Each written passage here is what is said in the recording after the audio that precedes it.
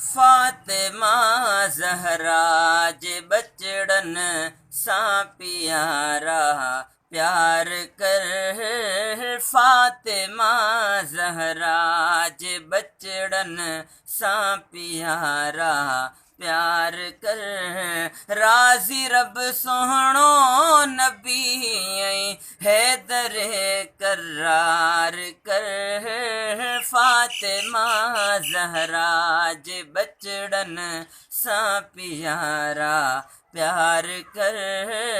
फातिमा ज़हरा जे बचड़न जिहनियाणीअ खे सॼो सुहिणे नबीअ जीअं जिगर। जिहनियाणीअ खे सॼो सुहिणे नबीअ जीअं जिगर। उन जे बचड़न सां सदा उन जे बचड़न सां सदा उल्फत संदो इज़हार कर। फातिमा ज़हरा जे बचड़न सां प्यारा प्यार कर।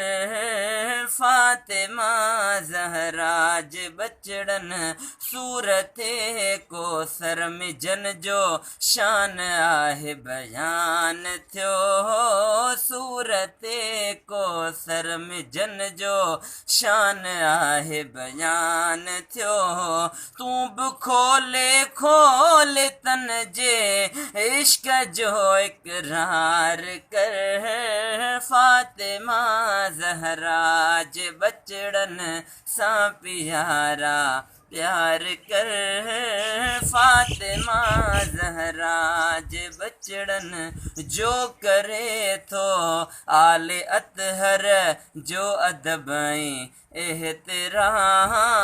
जो करे थो आले अतहर जो अदब एहतराम।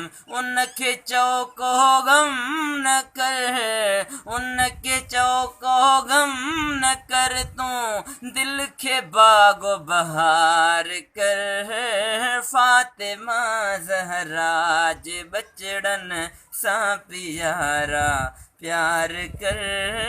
फातिमा ज़हरा जे बचड़न जीअं हुया पुट शान वारा तीअं निरालियूं न्याणियूं। जीअं हुया पुट शान वारा तीअं निरालियूं न्याणियूं। ज़िक्रों में कलसूम ज़ैनब रुक़िया जो निर्वार कर। फातिमा ज़हरा जे बचड़न सां प्यारा प्यार कर।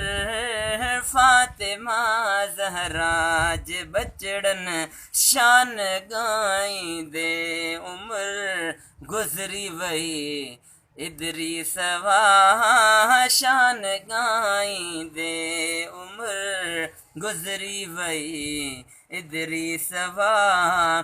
मदह तन जी कर पयो मदह तन जी कर पयो हर हर न ॿियो कमकार कर। फातिमा ज़हरा जे बचड़न सां प्यारा प्यार कर।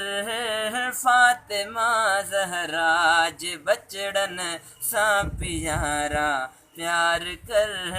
राज़ी रब सोहणो नबी हैदर करार कर। फातिमा ज़हरा जे बचड़न